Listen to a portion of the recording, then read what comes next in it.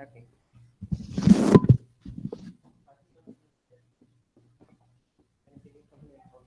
Yes, I can be a good mic holder. Thank you.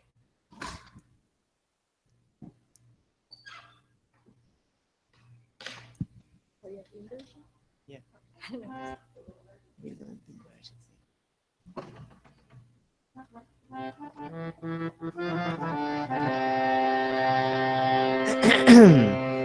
Hey Nanda Nanda Gopala, Nanda Nanda Gopala, Hey Nanda Nanda Gopala, Ananda Nanda Gopala, Hey Nanda Nanda Gopala, Ananda Nanda Gopala, Hey Nanda Nanda.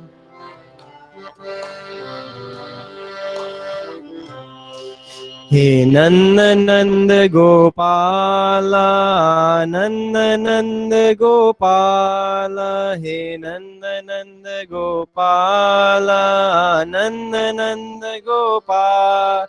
He Nanda Nanda Gopala, Nanda Nanda Gopala, He Nanda Nanda Gopala, Ananda Nanda Gopala. He Nanda Nanda Ananda Nanda Yadunanda Nanda Gopala. He Nanda Nanda Ananda Nanda Yadunanda Nanda Gopala. He Nanda Nanda Ananda Nanda Yadunanda Nanda Gopala. He Nanda Nanda Ananda Nanda Yadunanda Nanda Gopala. He Nanda Nanda Gopala, Nanda Nanda Gopala, Haribo, Nanda Nanda Gopala.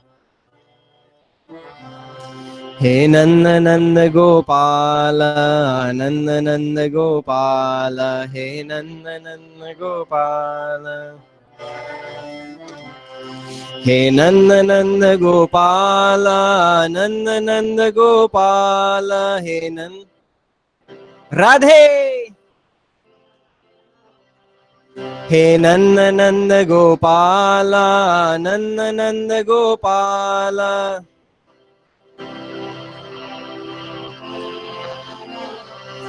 He Nanda Nanda Ananda Nanda Yadunanda Nanda Gopala.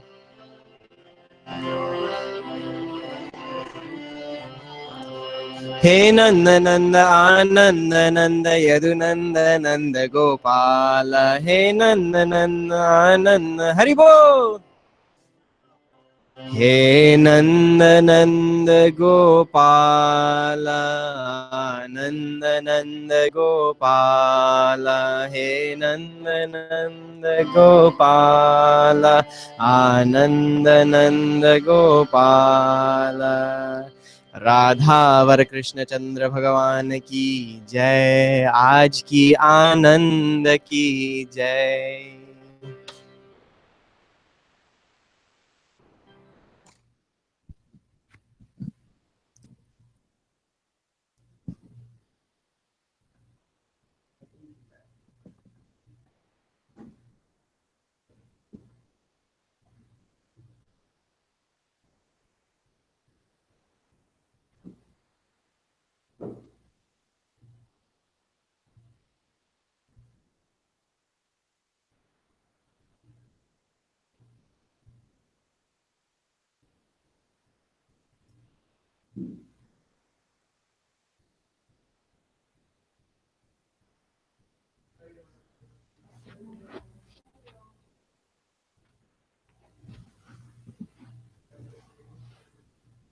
No? Yes? Okay. It's kind of short. It's okay.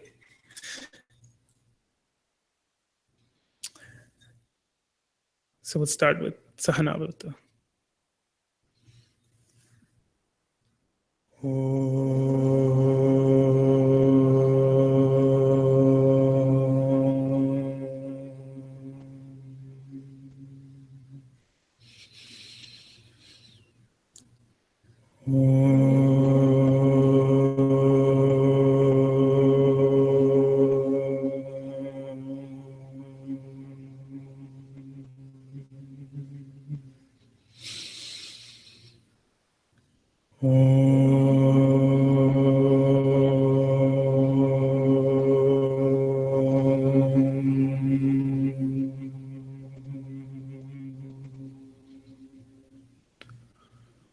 Om Sahana Bhavatu Sahanau Bhunaktu Sahaviryan Karavavahai Tejasvinavaditamastu ma vidvishavahai. Om Shanti Shanti Shanti. Gurur Brahma Gurur Vishnu Gurur Devo Maheshwaraha Gurureva Param Brahma Tasmai Shri Gurave Namaha. Tasmai Shri Gurave Namaha.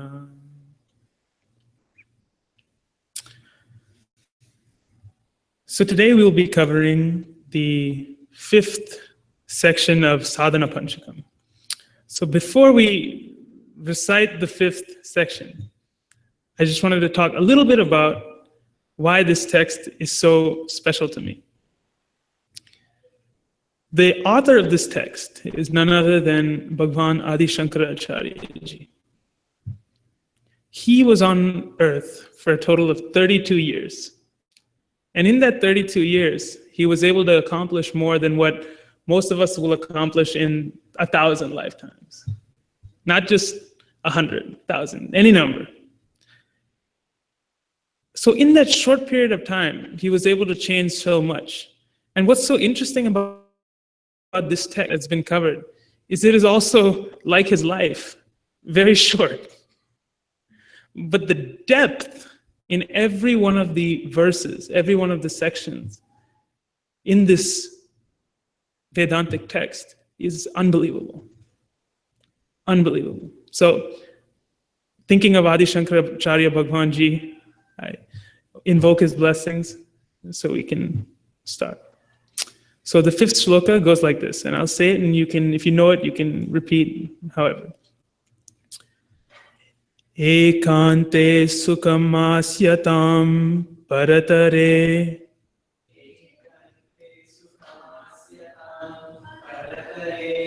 chetas samhadhiyatam purnatma susamikshyatam jagadidam.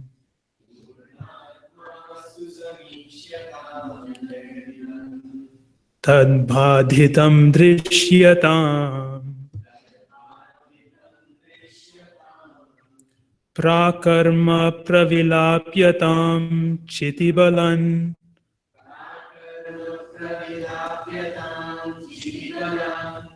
napyuttare shlishyatam prarabdham tviha bhujyatam atapara.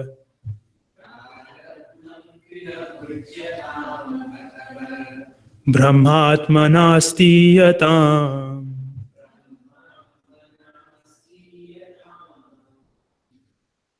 Okay. So I will just be covering the first line. And the first line that Bhagwan Adi Shankaracharya ji boldly asserts is, in solitude, live joyously. And Anybody who thinks about this will ask themselves, okay, in solitude we should live joyously. But then you have to really look within and find out if you have a clue as to what it means to be in solitude. Because most of us don't have a clue. See, our whole life we are interconnected. Be it physically, we'll be sitting across a loved one, or we'll be surrounded by our friends 24/7. In fact, it's to the point where if we don't have our friends with us, we feel a sense of antsiness, anxiety. We experience FOMO, the fear of missing out, So that's physically. Then you have your phone. You can't leave your phone anymore. So you're constantly interconnected to the web, Facebook, Twitter, Snapchat. Hey guys, let me take this selfie so I can validate how cool I am. That's how we always are. We need that validation. But then even if you leave all those things away, are you still really alone? Even if you close yourself off, are you really by yourself? You see, mentally, we never forget our amalgamation of past experiences or our hopes and dreams that will be coming or that we hope to see in the future. So let's say by accident, you turn on the television and you see an infomercial. And this infomercial says, moksha in 24 hours. Guaranteed if you meditate. And it starts to go off about all the health benefits and all the things that will come if you start to meditate regularly. All you have to do is come to my camp. $300. Most of us are too miserly to even spend that $300. Who needs that camp? I'll do it right here. So you come back from work and you tell your whole family. Wife is in the house, kids are playing, and you tell them all, today I'm going to start meditating. And everybody's like, today? And then they're holding their breath. What does this mean? And then your wife will say, why don't you start tomorrow? Because we haven't had enough of a forewarning. And you say, that's a fair point that you make. Tomorrow I start meditation. So night turns to day, you go to work, you come back home. And today is the big day. You're going to start your meditation today. You walk into the house. Your wife is cooking. There's scents all over the place.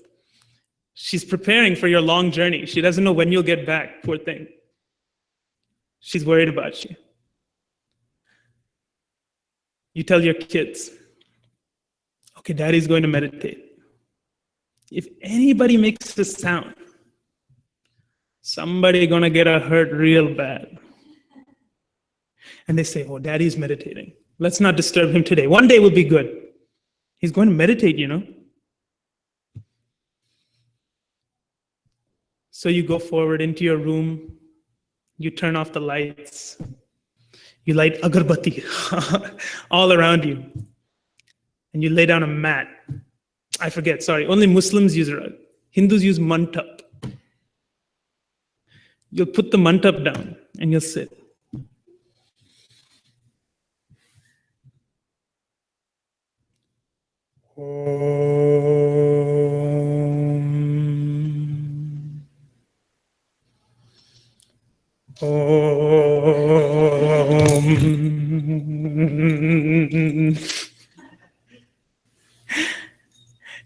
And your wife, it's been maybe 5-10 minutes. She's like, oh, at this point, he must have already gone. He must have attained samadhi already. They'll come slowly open the door. And you'll be irritated because you can't sit still. And she'll just open the door. You'll just see the doorknob opening. And before the door even opens, hey, what are you doing? I'm meditating. You disturbed me. And everybody in the house feels bad. To samadhi, moksha, fully liberated. We disturbed him, poor fellow. You see, even if physically we're able to sit down and sit still. Is this fellow's face? Because as this man is sitting down, he himself is disgusted with his own thoughts, filled with so much angst, so much confusion, so much is going on in the mind. I'm to sit down and meditate. Level. Physically is one thing. You're physically fit. Then mentally, you have to cross that barrier. And then, if you think it's just after the objective mind is calm,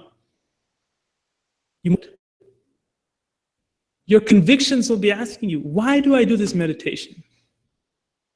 I stand to gain from meditating on a consistent basis. Our convictions are so wrong. We're so used to immediate gratification. We pick up our phone, and the first thing we do to find any information is type in a quick Google search, and there it is, boom. So the ancient rishis, they knew that something as precious as meditation, as moksha, wouldn't come in just an instant. See, the problem is we don't truly understand what it means to be alone. And because we don't understand what it means to be alone, we fear it. We fear the unknown constantly. Anything that is unknown to us, we have an unsettling feeling inside of our hearts. Because we've actually never been alone. And some people laugh at the great sadhus and the mahatmas who have been able to leave everything and go somewhere else. And they laugh at them and they say, well, they ran away. They gave up their responsibilities. Okay, fine. Leave the ones that have went away. But what about the ones who are sitting right here, in the midst of all the hustle and bustle of our lives? Our own Swamiji, our Yatindraji. These are Mahatmas who have found this solitude within and are still fulfilling the responsibilities that they have to the world around them. It's understandable to feel like you have a responsibility for something. But to truly react to truly respond to an experience that's happening in your life is very different from reacting to it. And the only way you can respond to something is if you have that solitude within. Running away was never the answer, and it never will be the answer. Bhagavan himself said that in the Gita. Running away is not the answer. Because even if you run away, your thoughts will never leave you alone. They'll be with you 24/7. All the hopes and dreams that you had for the future, and all the things that you've experienced in the past. Unless you find a way to do what the following part of this first line says. So we talked a little bit about ekante sukhamasyatam. This means in solitude, live joyously. Paratare chetas samadhiyatam. Quieten the mind within the Lord. Any logical person will ask them the next question. After saying, okay, in solitude I have to live joyously. I understand. I can't feasibly run away without even my thoughts following me. That's hypocritical. I feel this urge to act. I feel it inside of my heart that I have to go forth and act. But then how can I attain this peace, this samadhi, this quest that we're all seeking? And the simple answer is to quieten the mind in the Supreme Lord. Well, what does this mean? How do I quieten the mind? The mind is constantly going. I can't do anything about it. It's a stream. It just keeps coming and coming and coming. And the thoughts are hopeless too half the time. All of us feel this way. So now we've learned that because of our conditionings, we've never actually been alone. So how to quieten the mind? First, I'll give a shorter answer. And then we'll dive a little bit deeper into it. How does Steph Curry become the best three-point marksman on the planet? How does Usain Bolt become the fastest man on earth? They train every single day, regularly, just so that way they can go into that game 7, or just so that way when they get into that race, they can win and accomplish that goal. Bhagavan has promised us that if in our last breath we take his name full-heartedly, we will be free from the cycle of birth and death and birth and death and birth and death. Samsara. But to make that one shot that Bhagavan has given us, to make that one shot, can we really say, oh, that's then. I won't practice it now. Because do you know when death will come? None of us do. When it comes, it comes. So to be prepared for when that time comes, you need this mental fortitude, quietness residing in that supreme. This is what all the rishis, all the masters have tried again and again and again and succeeded. All the japa, all the puja that they've done is so that way they can make that one shot and attain what it is that we all seek.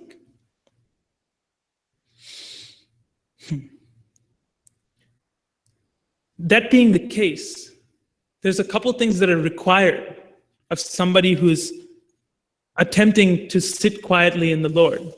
One of these things, Adi Shankaracharya Bhagwan Ji outlines in a different text altogether. He does touch on it a little bit here, but in Tattva Bodha, he mentions the word samadhana. Samadhana means a single pointedness of the mind. The mind has to be so focused on one thought, one thing. And in that focus, you can find peace. But to really be able to focus on that one thing, you have to have an intense desire for that thing, mumukshutvam. We have to have an intense desire to liberate ourselves from this cycle. Because in all of our hearts, there's so many other desires that are constantly churning and churning and churning. We always push it off a little bit more. I will get to Bhagavan, I promise. But first, I really got to get this car first. I really got to get this house first. I really got to get this person first. It goes on and on and on, and you keep pushing off Bhagavan.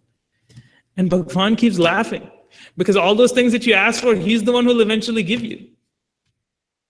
But he knows that if you're smart enough, sincere enough, you can attain that single-pointedness of mind. See, my favorite Shastra personally, and I don't really know how you can have a favorite Shastra, because they all say the same thing.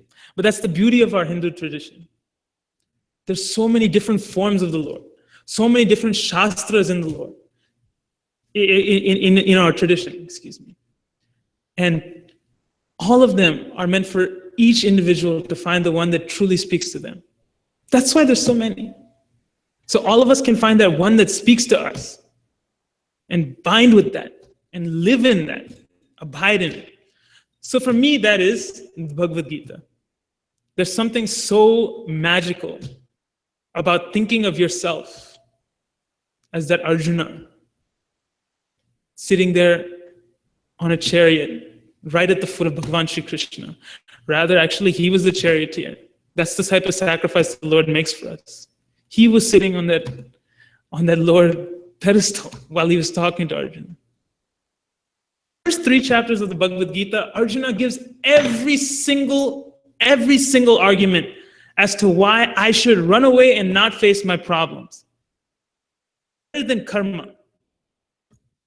I should run away and become a sannyasi. I should become a sadhu somewhere else, because anyway, I should be practicing ahimsa. I shouldn't be killing these people. Do it.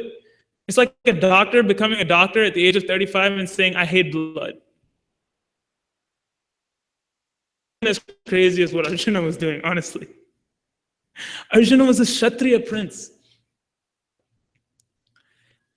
And he gave Bhagwan every reason. And then Bhagwan quietly listened. And in the 3rd chapter, he said, the only way you can purge yourself of these inner vasanas, the only way you can free yourself so you can quiet your mind, so you can contemplate, so you can understand this jnana, so we can live joyously in solitude, is if you perform action selflessly.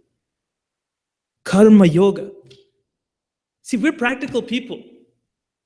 We can't run away from the world. We have to sit here in the world and do our duty. But we have a choice into how we react to that duty.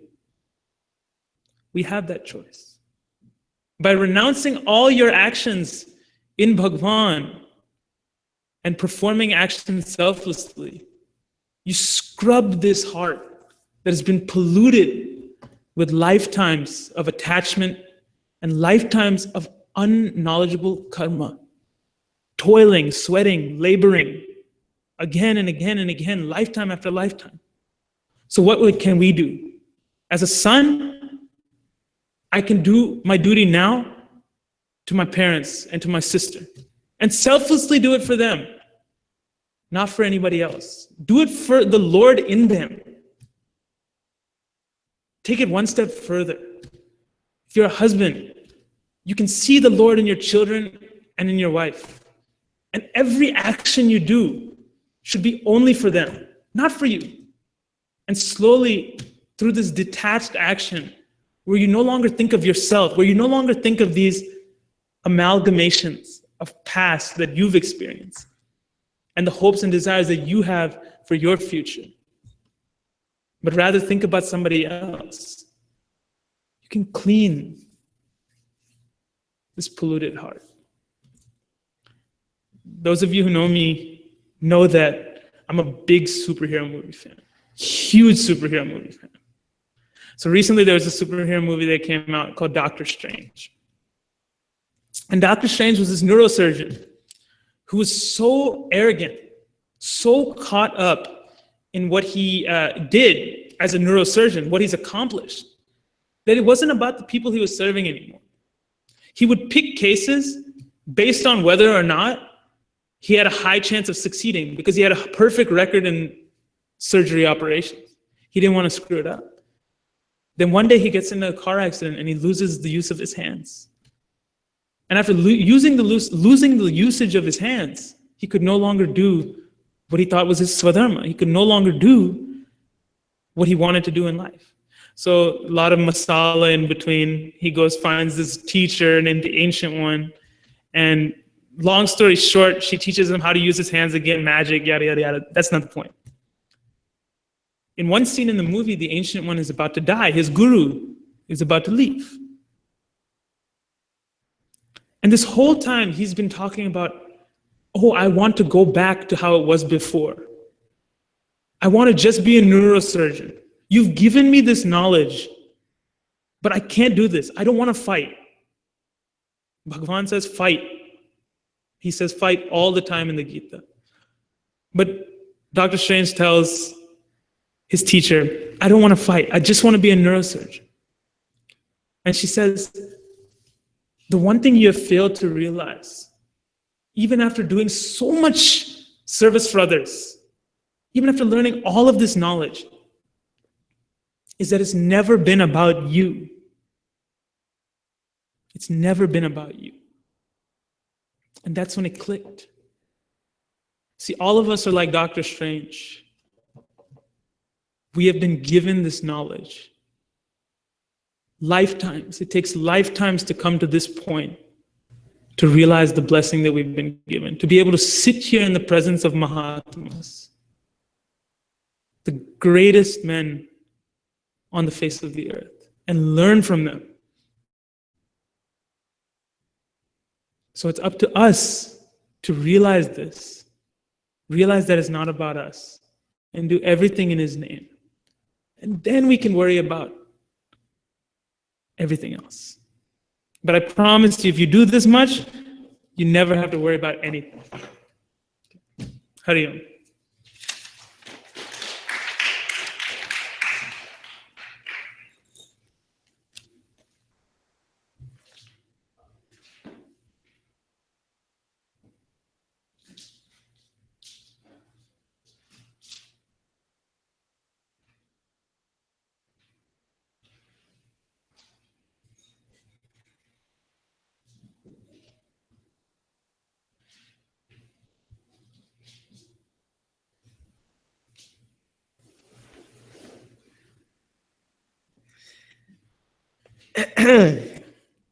I know what you're thinking.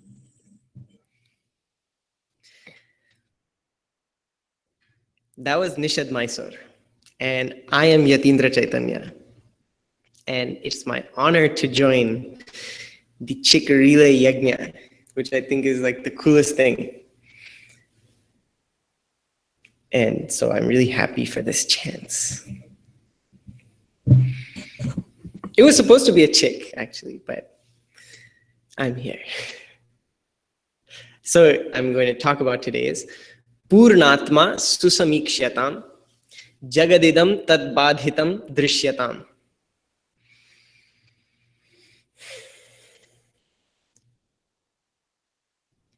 This one line,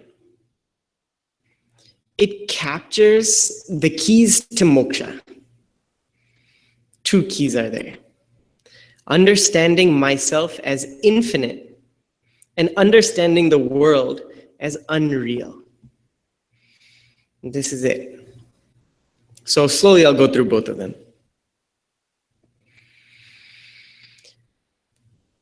Sam Ikshatam. Ikshatam means to see, to understand or to perceive. Susam Ikshatam means to understand very clearly, without any doubts. Understand what? Purnatma. That I am infinite. Purna, infinite, complete. So why is this instruction given? What is the point of any of this?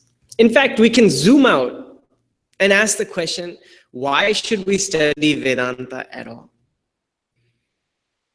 Why should I know that I'm infinite? Who cares? It doesn't change anything. Now I know I'm infinite. Okay, great. I still have to go about my day-to-day stuff. I still have to struggle. So what is the point of this knowledge if nothing changes externally? Good question. Thank you. So the reason is because right now, the cause of all of our sorrow is the idea that I am finite. This state alone is the cause of all of our sorrows. That I think I am finite, simit. So I think because I am incomplete, I need to complete myself. I'm looking here and there for things which can complete me. You complete me. You know, from Jerry Maguire. Anyway. Whenever I talk about Purna, that line always comes to mind. Jerry Maguire. You complete me. It's he says it to his romantic interest. But we are constantly using the same dialogue in our lives for our romantic interests or for whatever objects that we are interested in, whatever situations we're looking for that, when I get this position, I'll be happy. Or when I get this, I'll be happy. To all of those things, we say, with as much romance as we can muster, we say, you complete me. With all the hope and joy of a newlywed. But the thing is, those things never return the dialogue. You know what she says? He says, you complete me. And she says, you had me at hello. You know, that famous whatever. So, but those objects and situations, they never say it back to us. And they can't. You know why? Because those things are also finite. All of those things that I seek happiness from in the world are finite. So if my problem is finitude, I ain't gonna solve it with something which is finite. Does it make sense? Because finite plus finite is always going to equal finite. So there's actually nothing I can do to become infinite. There's no magic which will turn me from finite to infinite. So then Vedantins say, you know, all schools of thought, all schools of philosophy, they all advertise this way. We will solve your problems. Come. Like, you know, Abrahamic religions, they'll say, you're scared of death? Don't worry. You stick with us, we'll give you, you know, life after death forever. You never have to worry about death. You know, certain other schools of philosophy say, are you scared of Sorry? Oh, aliens. Yeah. Like in Scientology. Are you scared of aliens? Don't worry. Aliens are the most benevolent people. They only, you know, bestowed life on this earth. We have to worship them. So all these kind of doubts and questions, all different schools of philosophy, they seek to answer. They seek to placate us. So they're all standing in the line with their billboards, you know, we will solve your problems. We will solve your problems.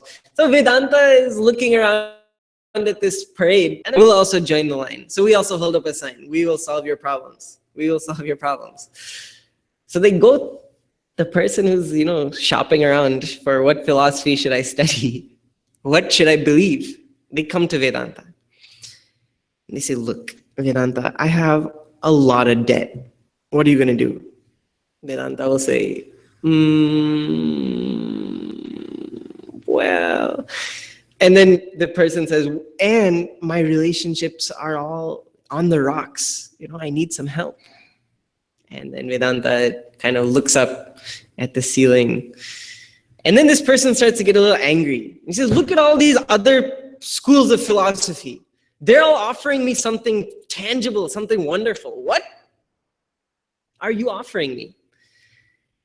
So Vedanta says, I can only do one thing. I can tell you that you are not the one who has all these problems. That's the solution that Vedanta offers. Vedanta doesn't say, I will solve each of your problems like this. You are in debt, here's, you know, fat stack of cash. It's not like that. We say, you know yourself to be other than this which is made of matter. You are not made of matter. You are infinite. So first, now you have understood that as long as I have finitude in my identity, I will have sorrow. There's no escaping that. Sorrow is guaranteed. In fact, you can say limitation or finitude is equal to sorrow. As long as there's limitation, as long as there's finitude, there is sorrow. So the purpose of our life is to be happy. The purpose of our life is to be happy, to find that happiness. And we all know that that's our purpose. That's the only thing which drives us. We have no other motivation other than happiness. All other motivations are just pretending to be something else. It's just the desire for happiness which moves us, which motivates us. And that desire drives us to seek completion everywhere. And because we have used clear language about what it is that causes sorrow, why it is that we're not happy, we come to the understanding that no matter what I do in this world, I'm not going to find that peace, that happiness which I'm looking for. There is no perfect life.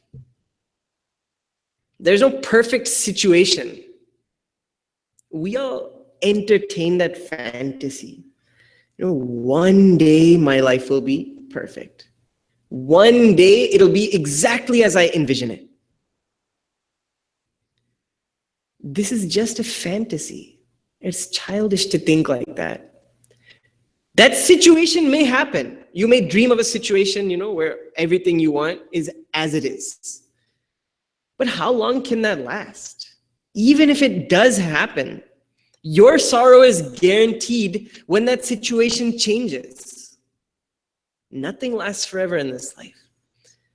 So first of all, that situation may never come. And even if it does, our happiness is not guaranteed.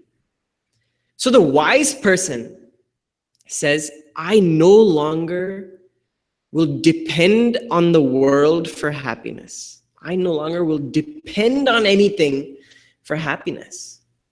But then what? What am I to do as a finite being? That's when Vedanta says, we were waiting for you to come to this conclusion.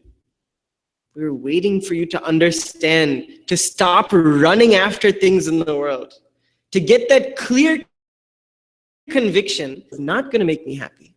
At that time, Vedanta says, Tat Tvam Asi.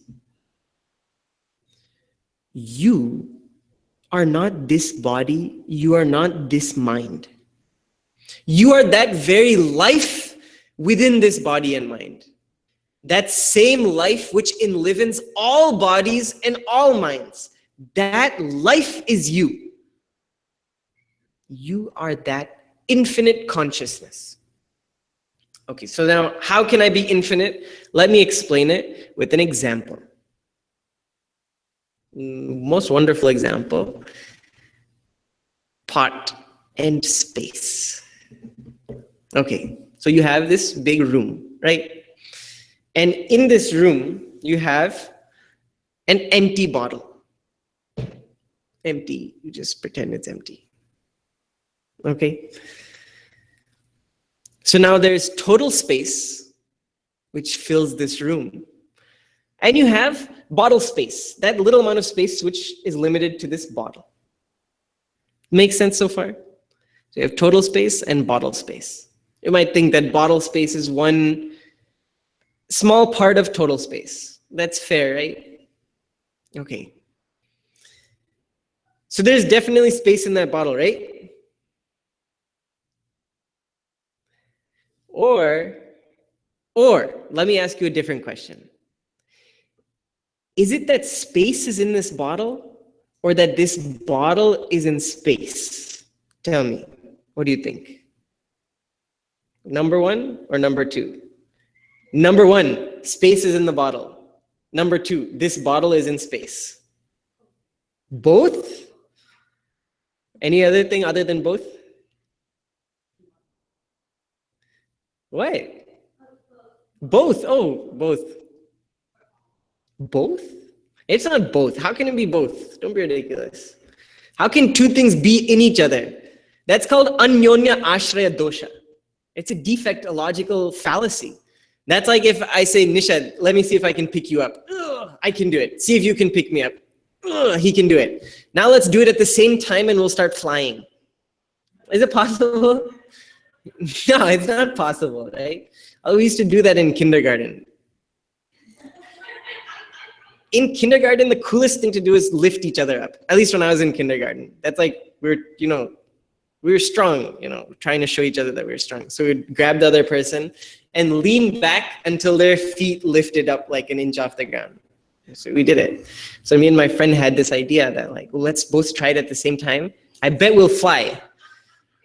But it didn't work, obviously. So that's when I learned about anyonya ashraya dosha. Two things cannot support each other. One must be the ashraya and the other must be supported. So you can't say that space is in the bottle and bottles, and it can only be one. And the answer is the bottle is in space. Space is the substratum for all these shapes and things that are appearing, right? Space was there first. And in space, I shaped this bottle and I screwed the lid tight.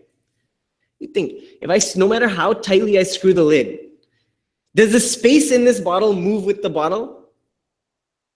No, right? The bottle moves around in space, doesn't it? Does it make sense? Okay. So that means there is no such thing as bottle space. That's a false idea. There is only total space. Space cannot be limited by such thing as a bottle. Why? Because space is the substratum, and in that substratum, this bottle is appearing.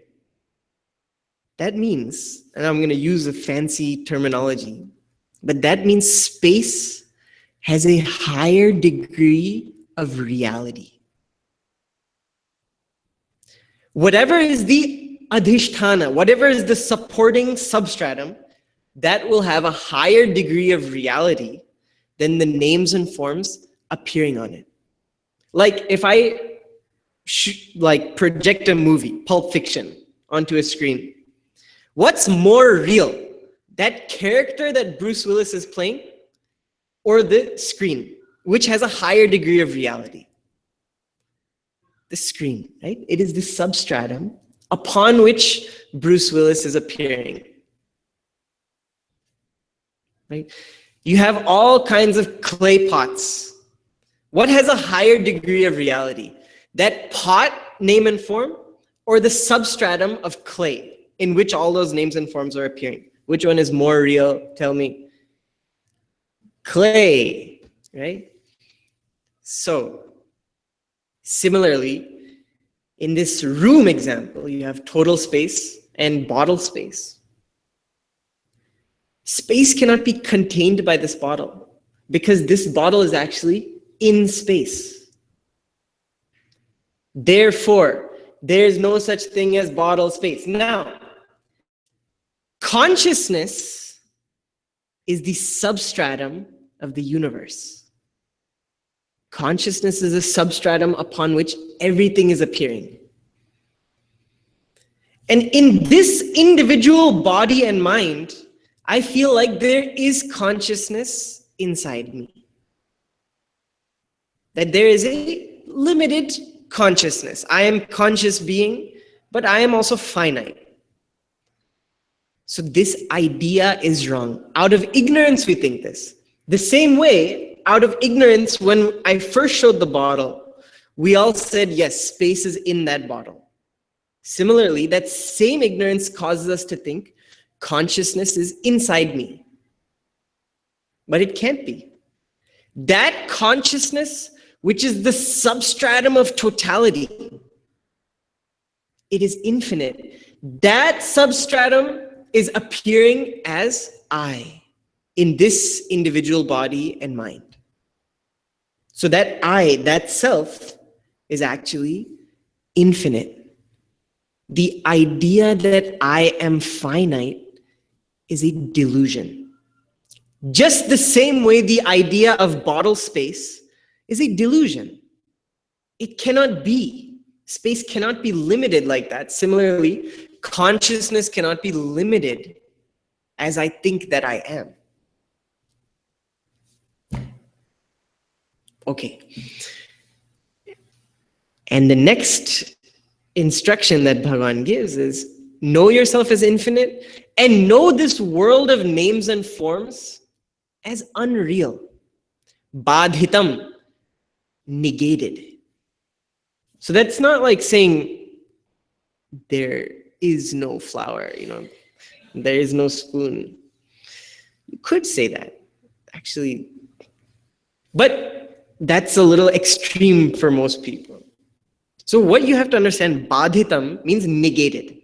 Jagat idam tad badhitam drishyatam. Jagat means world. Idam means this. Badhitam means negated. Drishyata means see, understand. So understand this world as false. So what we have to understand is not to pretend that these things are not there in front of me, but to understand that this name and form has no independent reality. That consciousness, which is myself, is the substratum for this also. So it's not that I have to deny the experience of this flower. I have to deny the idea that this object is independently existing. It is not. What I am actually perceiving here is my own self. That self is the substratum. Like when you watch a movie, Pulp Fiction, okay, and you see all the different characters, Samuel L. Jackson and Bruce Willis, and what's that guy's name? John Travolta, etc., etc. So you're seeing those people.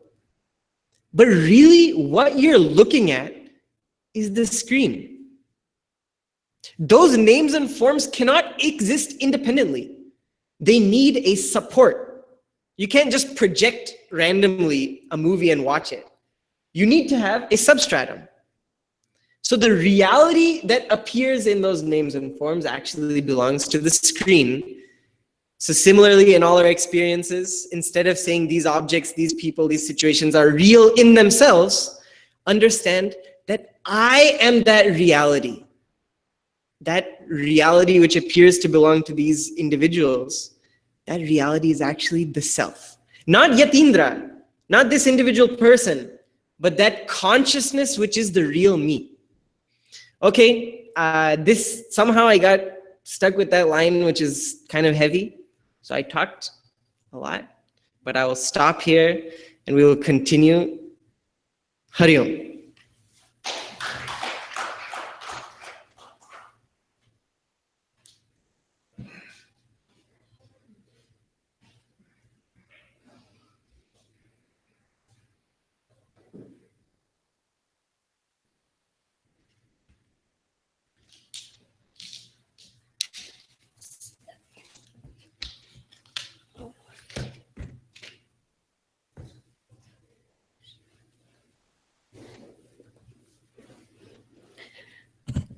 Hari Om, my name is Devki, and excited to be here today. You can see the excitement in my face. Honestly, I am. I think this is a wonderful opportunity, and I'm really thankful to be here. So let's begin with an Om, and then I'd like to re-chant the 5th verse. Om.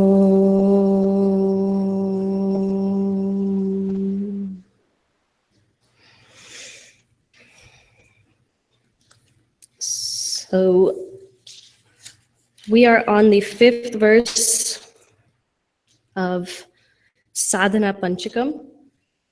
And how about we repeat just the middle 2 parts? So I will recite, and if you would please repeat. Prakarma pravilapyatam Jitibalan go ahead. Jitibalan napyuttare slishyatam Prarabdham tviva bhujyatam matha Prarabdham tviva bhujyatam matha Parabrahmatmanastiyatam.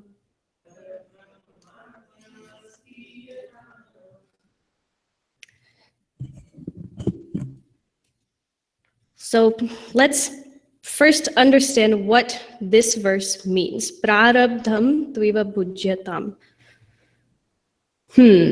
Where have we heard the word prarabdha before? Hint, Garba. Let's backtrack. So defining this verse, literally it's talking about destroying sanchita karma. This 5th verse is sort of a culmination, as you say, of a progression of a sadhaka, the Sadhana Panchakam. So from step 1, verse 1, all the way, here we are at 37.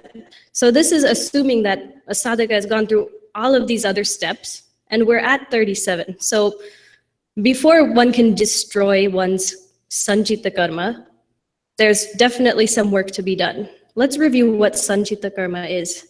Anybody? Timmy? I'm just kidding. I'm a teacher, can you tell?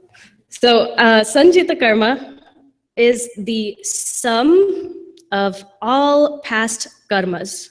Karmas are actions. And it's the sum total that includes the good, the bad, the ugly, everything from all past lives. I'm not here today to argue reincarnation theory. I'm just here to say what goes around comes around. So once we've accepted that, knowing that we have a past, I'm here today because, well, I must have been yesterday. I was, it just follows. So you are because you were. We are here because of some reason. So we essentially reap what we sow. Pretty simple so far, right? This law of karma. Okay.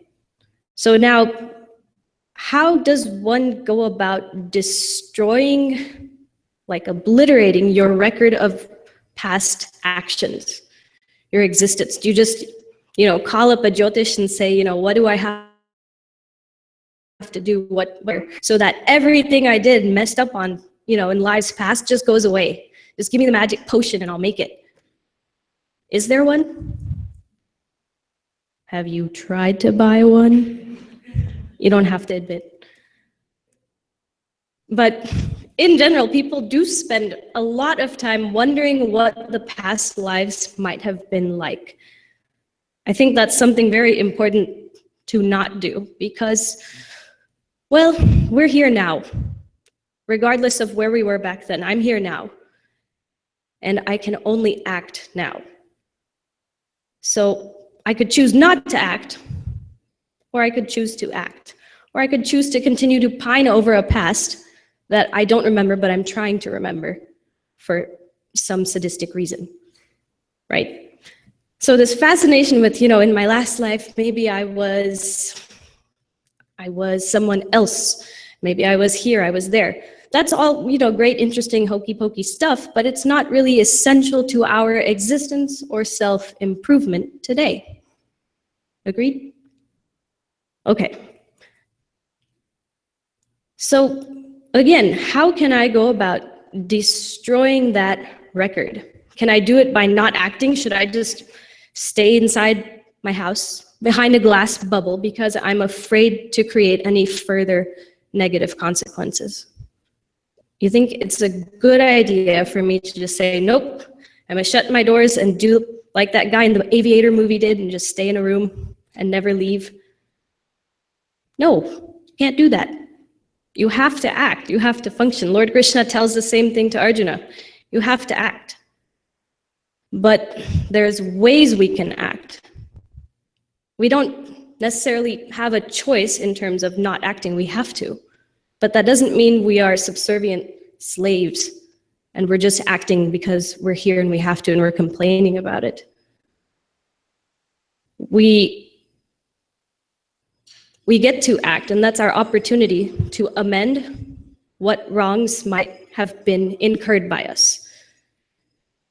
So we've definitely got a checkered past. We may not all remember it, but we had one. And we're fortunate we're here today, and we're aware that we're trying to get rid of these bad actions and reactions, obviously, because when you cause something, obviously there's an effect, right?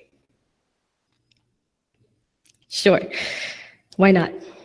I've got the bike, so it must be right. So, getting rid of your karmas, your actions. One thing you can do by acting now is acting right. What are right actions and good actions, noble actions? They list in Sadhana Panchakam. You can do your puja, your japa, your upasana, all of these things list in Sadhana Panchakam. Yes, those are great actions to follow. But how do we know what's right for us? What is one thing we can do right now? So, if I may, I brought a book in case you haven't seen it. It's called My Prayers. It's in my publications. I'm going to do a Conway commercial here. I'm just going to, give a shout out to the authors of this, and you know what? Just go out and buy it. Just do it. So in my prayers, if you turn to the newer edition, the old edition, original is in orange, but if you go to page 12, I believe, it says the Shama Prarthana. That's a prayer asking for forgiveness. And it's very comprehensive. Kara charana kritamba, kayajam karmajam va, shravana nayanjam va, manasam paradam, vihitam sarvametat shamasva, shiva shiva karunavde, Shri Mahadeva Shambho. So that basically encapsulates asking for any kind of forgiveness, whether you have caused it knowingly or unknowingly, whether it was through your speech or action. Often we might do things we don't know they impact others. We're not aware of that. So this is one easy peasy way to get started. I think it's a great first step for those of us novices. Another thing is to use this mind we've been given to think before we act. People aren't defined by their thoughts. They're defined by what they do. I'm not defined by what I say. I'm defined by what I do. So through my actions is my expression of who I am. Through your actions, you express who you are. So before you act, whether it's something as small as choosing to use 7 paper towels when drying your hands or just 1, or whether it's something like, fighting on a huge battlefield against family or not, from whatever the situation, there's always a right way to do something and a wrong way. So applying our ability to discriminate, intellect and reflect, introspect, all of those X, very good for you. Applying that to what we are doing will help us, guide us. And if you're ever in confusion, there's another book I'd like to give a shout out to, the Holy Gita. In fact, a lot of questions about actions can be answered in chapter 3 on Karma Yoga. So now we know how to get started removing the negative effects of our actions. Let us look at the following shloka, verse, I'm sorry. So it talks about not being attached to what you are doing now. We're good, we already understand I have a past and I'm trying to not let that past run my life now, trying to conquer the effects of my past actions. But the next shloka talks about your future actions. So basic things you might do now and the rewards you could reap or the fruits you might reap afterward. So how do we get rid of those points that are coming? They haven't come yet. How can I say, okay, I'm going to act, but I'm not going to act at all because I'm looking for a certain reward, that I want something? How do we act that way? It's through our attitude. So why we are acting and who are we acting for? This involves obliterating your ego, which is why it's in verse 5. It takes a long time to get to this stage. So once you can obliterate your ego sense of doership, that I am responsible and I am great and I do all of these things, getting rid of this sense of I do. Also getting rid of the sense that I do for me and just myself. We have to get rid of our selfish motives, and we have to get rid of this I notion that I can do things, that only I do them. We have to observe and indoctrinate ourselves with this idea that I act because the Lord acts through me, seeing everything you do as prasad, everything that you receive as prasad. Often in life, you wonder why you're facing a certain challenge. Why me? We ask that question all the time. As kids, we go from saying, why? And as you grow older, you start saying, why me? Why me? Why him? Why her? Why does she get a cookie? Why don't I get a cookie? Why did I fall off a tree? We ask all the time why this happened to me. That's not a very productive question to ask, because things are going to happen to you all the time. If you wanted to stop and research why every single time, you would waste most of your existence. So rather than asking why me, we need to accept, okay, this happened to me. And rather than dwelling on how much it impacts us and makes us sad or mad, using that as a training to get stronger and grow. So acting, but growing while we're acting. That's deep. Really, I mean, we can say it, but to actually understand that, I haven't fully understood it yet. But the process of reflecting on it, reflecting on our actions, on ourselves, that's a first step, I believe, in getting towards what Adi Shankaracharya Ji wants us to get towards, of realizing what we are. So he also mentions that how can we keep the sense of I out of our work? So I've offered the suggestion of surrendering your actions unto a higher entity, the Lord, for instance. Also by being established in your knowledge of the self. The space bottle analogy, which was awesome by Yatindra Ji earlier. So once a sadhaka has been attuned to that and is understanding that, once they're established in that understanding, they are no longer bound by the laws of karma. They are no longer bound by karma. That means their actions no longer going to create any future repercussions.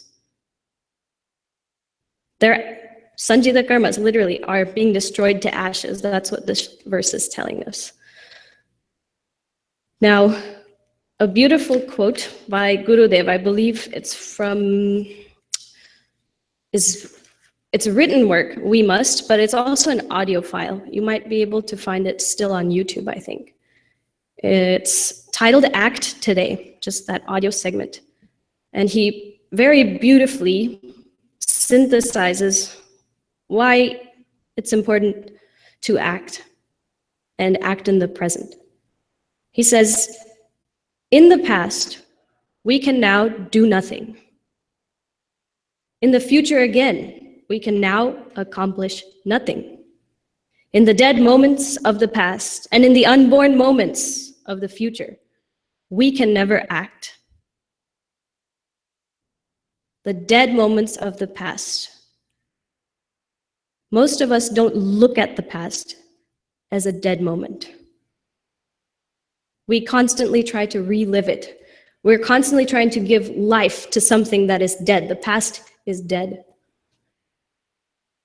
So accept is dead and looking forward toward the unborn moments of the future. I can't act later on. I can't keep fantasizing about how tomorrow will be, 10 times better because I'm going to do this, this, and this next year and next year. It's good to plan, but with your feet planted in today, with your feet planted firmly in today, and your eyes cast out toward tomorrow. That's how we are supposed to act. Gurudev goes on to say, these living, dynamic, present moments are the only fields to be hammered at, and wherein lie or are all the glories of life. So looking at the present moments as a field for us to exhaust our vasanas and everything, but also to act, to maybe fix things that we might have messed up in previous lives, to not create any extra burdens on the planet, or maybe on your friends or family, to make sure your actions are noble and good. It's not easy, and sadly you can see in the world today, it's not very popular either to always do what is noble and good, because so many people who do the opposite seem to be in the forefront, whether it's leading nations or teaching around the world. But But anyways, I digress. So, in conclusion, verse 5, lines 37 through 38, talk about karma, destroying that karma, how you can do that, and also how to not create any future debts from the karmas that are coming. If you have any questions, speak now or never ask me again. I'm just question. Okay. Thank you very much, Hari Om.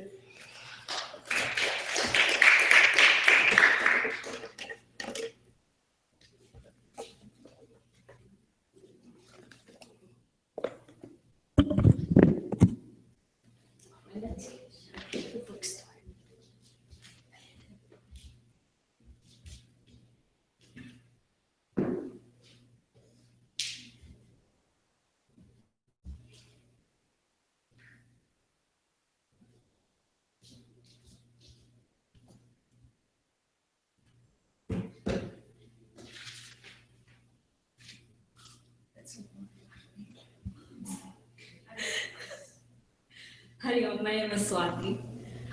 And can you hear me now? Okay. My lines, the lines given to me were 39 and 40. And we can do a lead and repeat with just those lines. Prarabdam tviha bhujata matapara brahmatmanasti yatam. Okay, so I have had the wonderful opportunity to go after everyone. So we have a good foundation for karma yoga. We've spoken about that, about the consciousness that pervades all things, and also about dedicating everything to the higher, right? And that's been amazing. So all I have are jokes left in my script. No, what I can do is kind of share my perspective of Sadhana Panchakam first, and then a little bit about the verses. So whenever, I guess growing up here, whenever we hear something, we read things, we always want to intellectualize it, right? We want to complicate it further, sometimes so we can sound smarter, but sometimes it's because that's what we grew up around. And so when I started reading Sadhana Panchakam a while ago for the first time, I was doing a data management position in healthcare. And my mind was always about numbers, measurement. And I'm sure Uncle Auntie, when you work in jobs, and even with us in research positions at schools, fellow teacher, it's always about the numbers. It's about how much our kids have progressed. It's about how many, the ROI, return on investment, right? So with sadhana, how am I to measure it? And that's a question we all like, and it's not to compare. Maybe some people compare. For me, it's to know that I'm doing something and it's working. Right? We need that assurance to know something is working.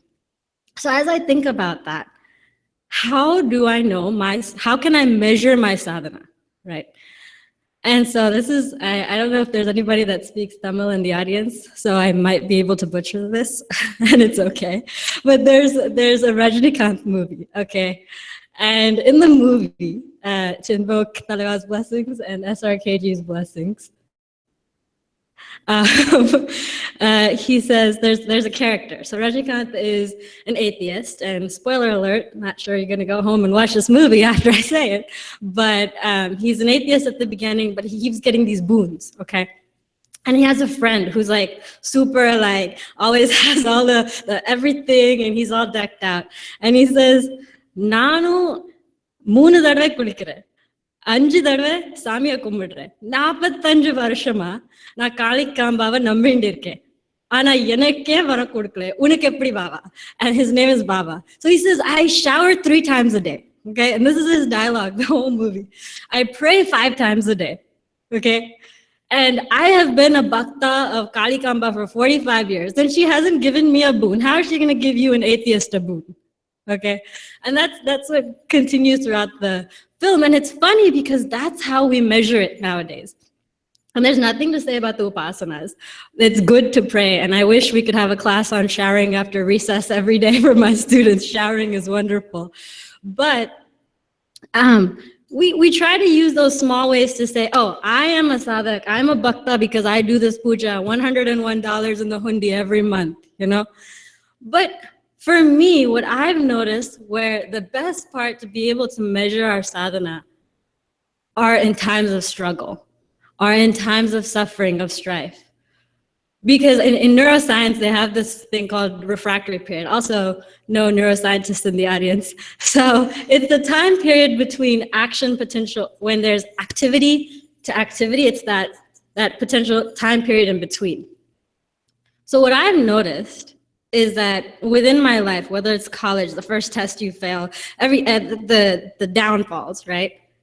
The shorter it takes for us to be able to get up and move on, and not wallow because of that karma, or not revel in the glory, right? Either way, that has shown me that, okay, I'm kind of getting the concept of sadhana, excuse me.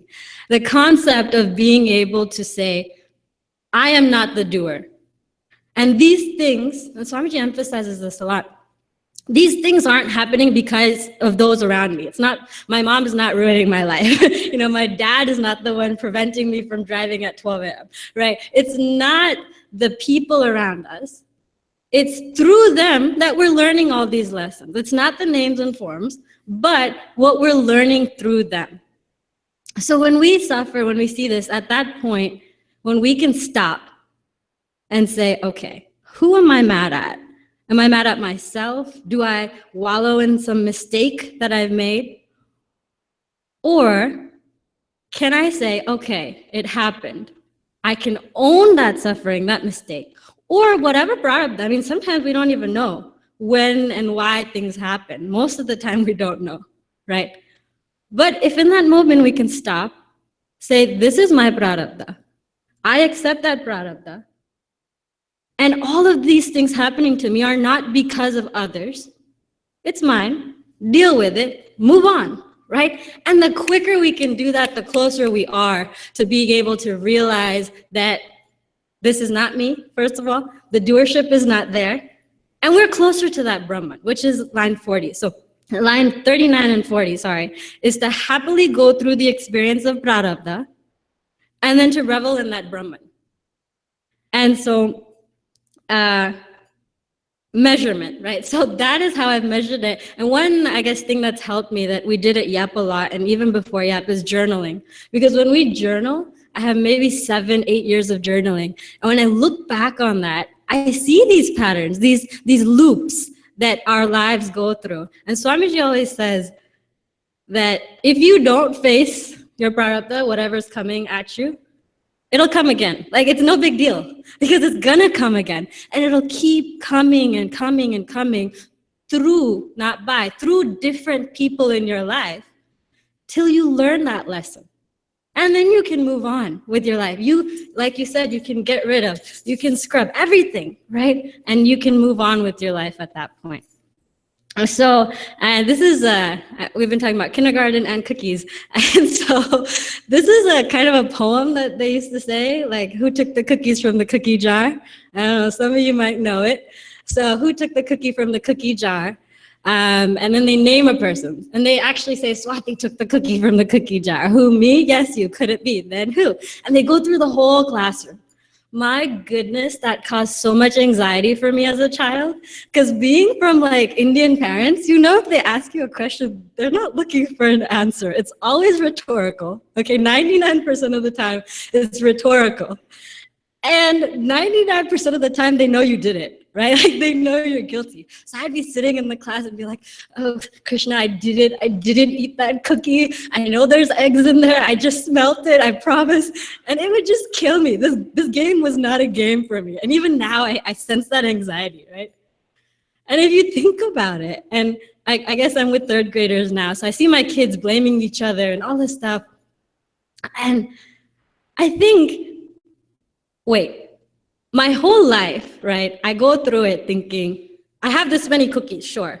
And I say, you took my cookie. You took my cookie. You're taking my happiness away. You're taking my, and I'm blaming others my whole life. You're taking all my cookies.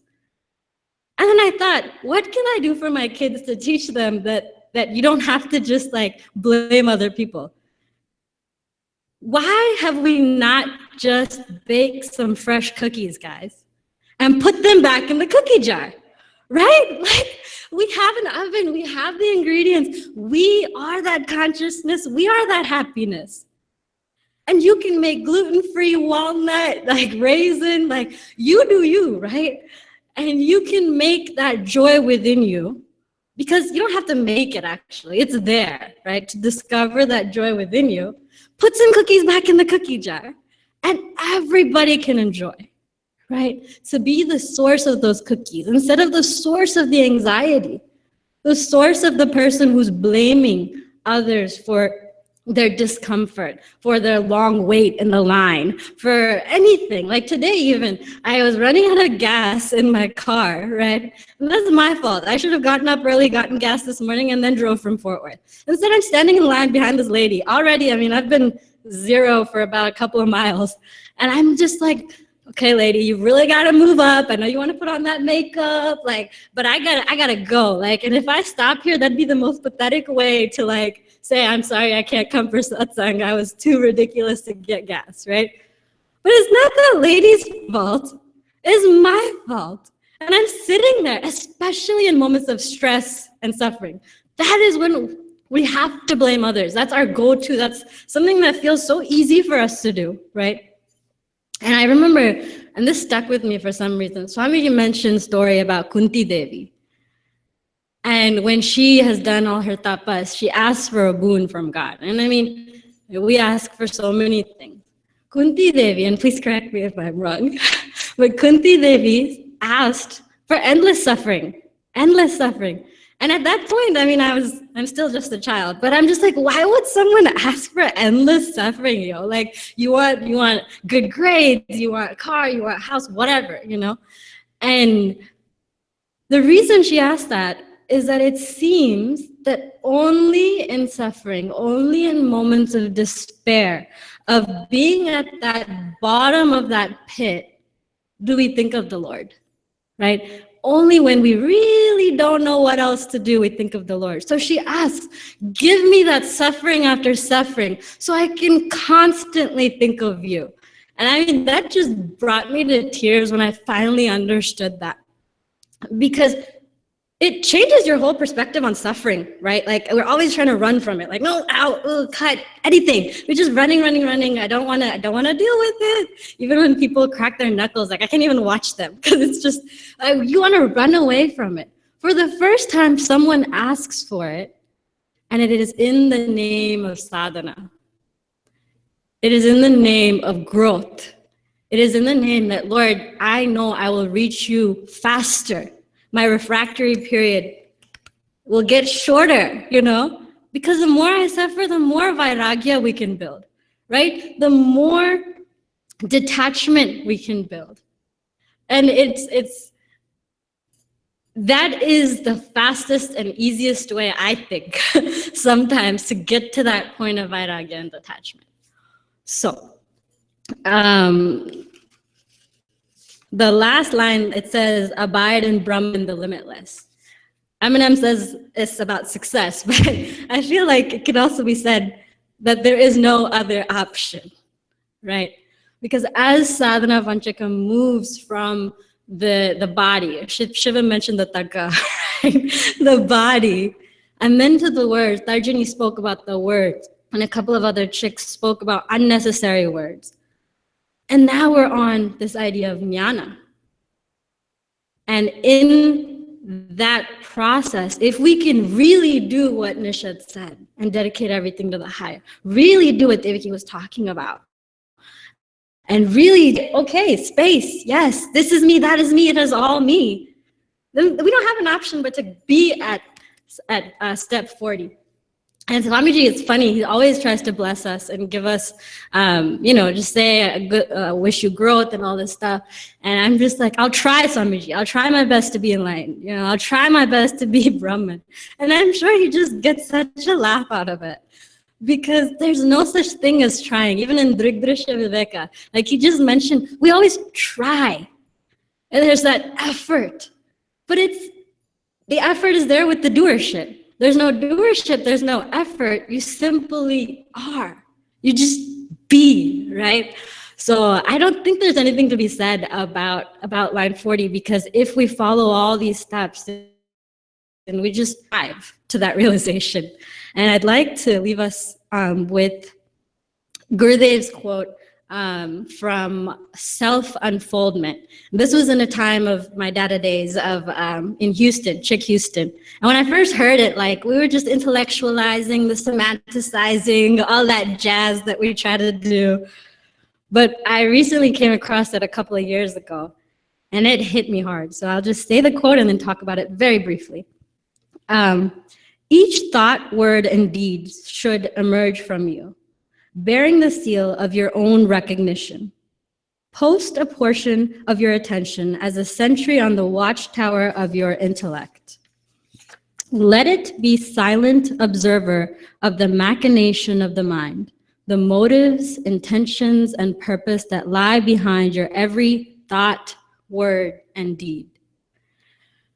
Whoa. Like when I read it 2 years ago, I was just like, I mean, what kind of single pointed focus, right? And clarity of thought can you or do you need to have to be aware of every thought, action, motivation, intention of your mind? I mean, ask me what I taught at 8:30 this morning. I can tell you the kids went home safe and I came home safe, right? Like that's all I remember from the day. But to be able to remember every single thing, negate that it's not me every step of the way. I hope that I get there soon. I hope that we all get there soon. And I think that's a wonderful summary of what the ultimate goal of all of this is, because once we're at that clarity, we have no choice but to see that we are Brahman. So thank you, Hari Om, and we'll close with closing prayers. Om Purnamadav Purnamidam Purnat Purnamudachyate Purnasya Purnamadhaya Purnameva Vashishyate. Om Shanti Shanti Shanti.